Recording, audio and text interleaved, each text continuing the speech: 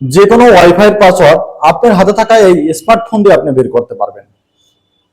আর কিভাবে আপনার হাতে থাকা এই স্মার্টফোন দিয়ে ওয়াইফাই পাসওয়ার্ড বের করবেন সেই প্রসেসটা দেখাচ্ছি। আর এরকমের ইন্টারেস্টিং ভিডিও পেতে অবশ্যই আমাদের চ্যানেলটি সাবস্ক্রাইব করবেন।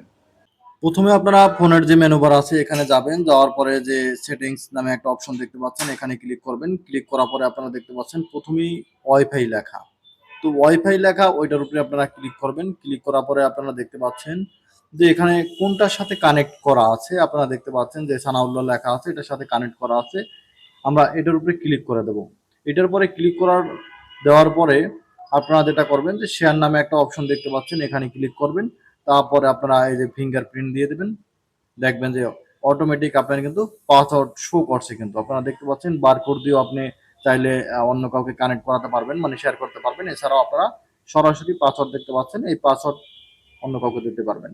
তো এইভাবে আপনারা যে কোনো কারো ওয়াইফাই এর পাসওয়ার্ড বের করতে পারবেন।